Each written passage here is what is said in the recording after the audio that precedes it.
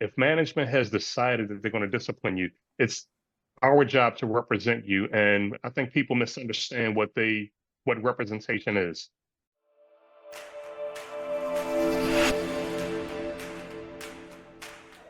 The facts, dates, and events presented in this video are from the member's best recollection and may not be fully accurate. This video is intended for entertainment purposes only. Always consult with your local union about your rights and duties at your workplace. The opinions shared on this video are our own and do not necessarily represent my employer's positions, strategies, or opinions. All views shared are protected under the National Labor Relations Act. What is going on, everybody? So today I have Greg Kerwood out of Local 25 in Boston and Norman out of Local 623 in Philadelphia. And we're going to be talking about how to handle yourself when you're being discharged. You know, I myself, and I know these two as well, have been through both ends of the stick where I've been pulled in the office many, many times for management trying to find something on me. And then on the flip end of that, I've been in the office many, many times protecting other people's jobs. And I know these two gentlemen here have absolutely done the same. And for those who did not know, Norman is a business agent out of Philadelphia in 63. So let's kick into it. Now, we kind of lump these into three reasons why management would pull you in the office, right? So let's get into the first one, which would be the petty discipline. Now, Greg, let's say I get in trouble for petty discipline and I get pulled in the office. What do I have to expect? Well, I think the first thing is to make sure that your steward knows what it's all about before you go in there. So you're not walking in cold to something. In general, if it's some of the BS discipline that the company does, it may be something that you did that is in fact wrong. It could be attendance issues. Could be failure to sheet a package or something. But if you did what you did it. And you don't want to go in there and dig the hole deeper. So you want to go in, be prepared. Usually, if management isn't serious, they're just handing out warning letters like candy. It's a pretty cut and dry thing, unless you make it worse. So you want to make sure that your steward gives you an idea of what you're going into. And if your steward tells you to shut up, shut up. Don't start talking and confessing all your sins that aren't even on the playlist. So you have to know what you're going into before you walk in the room. All right, Norm, is there anything else you'd like to add to that? Yeah, what I want to add is I like everything that Greg said, but I just want to tell everyone when you go into the office, if management has decided that they're going to discipline you, it's our job to represent you. And I think people misunderstand what representation is. If management decides they're going to discipline you, nothing that your steward or your business agent can say at that point is going to change their mind. So what I like to say is we don't give them our playbook. Okay, they're going to discipline you. All right, we'll take the discipline, we'll walk out. A lot of people think, okay, if my business agent or if my shop steward did not scream and yell, flip over the desk, hit somebody in the head with a baseball bat, they didn't do their job. But what I want everyone to understand is at the end of the day, the shop steward will have his job. The business agent will have his job. It is our job to make sure that every member keeps their job. So that's why we file a grievance for everything. And it's very important for the member to keep their mouth shut. Don't say a thing. Let us file a grievance and then we'll keep moving. What the company doesn't know, we don't want to give them a heads up to try to give them a chance to say, okay, well, we disciplined for this, this, and this. Like you said, and like Greg said, keep your mouth shut.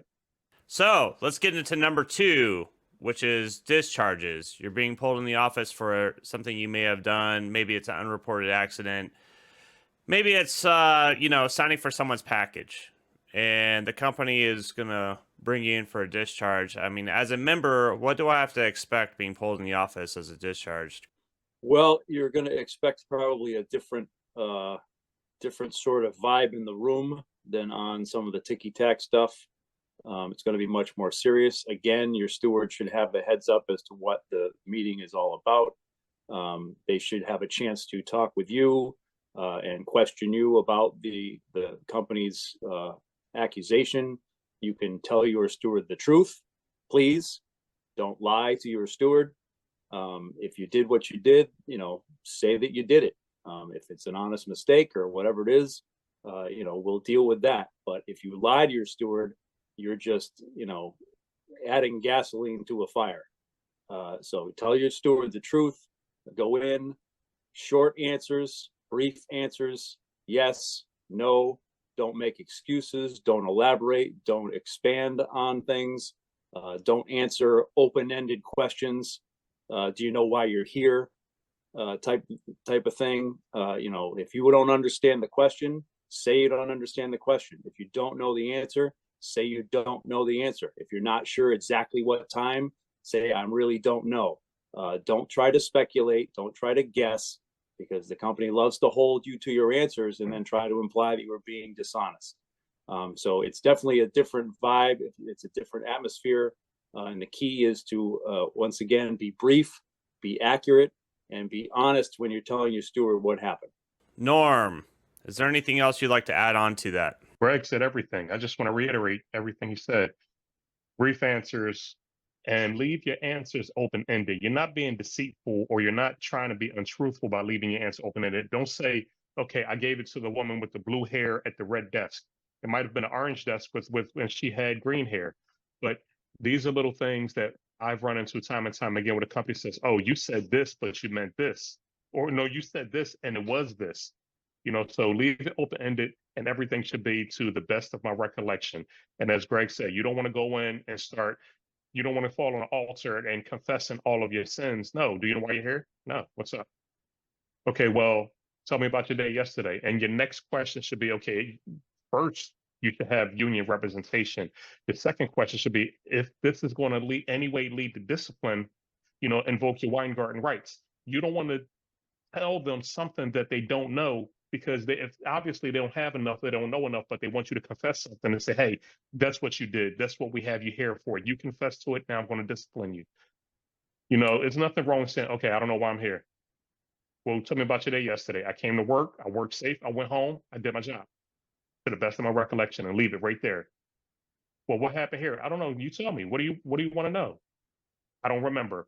You can't get in trouble for not remembering anything. You may not remember at that point, but it may come back to you later. There's one other thing I'd like to add to that is generally when you get pulled in the office with a discharge, you will see usually a third or second person sitting in the corner with a notepad taking notes on everything you say. Mhm. So, and they generally will start asking questions that aren't directly related to the incident. More or less like, what are your methods for delivering a package and everything else? Because they're going to use that to use against you later on. Now let's get into the false discharges. That's number 3.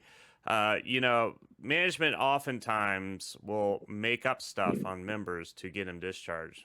Maybe they don't like their production. Maybe they just don't like certain characteristic about them. I don't know. But I've seen it a number of times in my career where somebody's been falsely discharged and they've been held out for months on end, and then they get back pay on their discharge. So I'm going to throw it to Greg first. With a false discharge, what do you have to expect when you get pulled in the office? With a false discharge, it's probably going to be some stupid thing that makes no sense. Again, your steward should have a heads up. I think the biggest thing for a member in that situation is not to lose your cool. They're going to call you names. They're going to throw accusations, total falsehoods. It's going to be a major blow to your sense of integrity. That's not the time to defend yourself.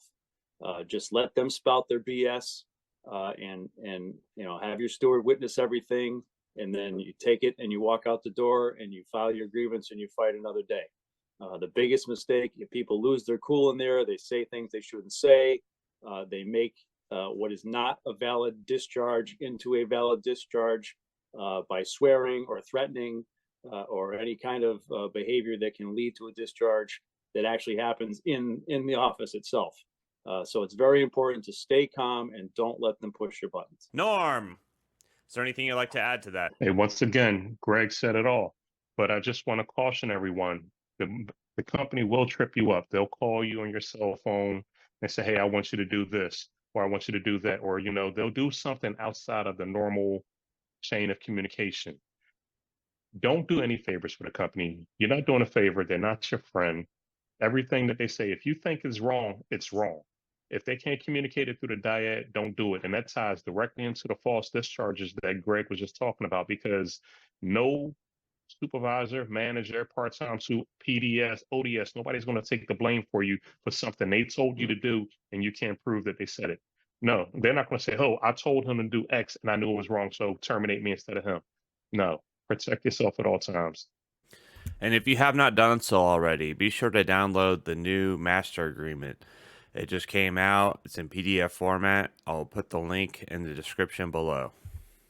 So if you have not done so already, follow Greg Kerwood's Facebook groups. Today, we're going to do the contract enforcement group that Greg Kerwood has on Facebook. And also, you can follow 623 Lives Matter on Facebook, Instagram, all social medias. So let's get into the shout outs. Greg, who do you want to shout out tonight? Shit. Perfect. Norm, shout outs. Who do you want to shout out tonight? Hey, I want to wish everyone a happy and healthy new year. And I want everyone to hang in there. You know, it may be tough times ahead, but we're going to get through it. Stick with your brother and sister Teamster, and we'll be fine.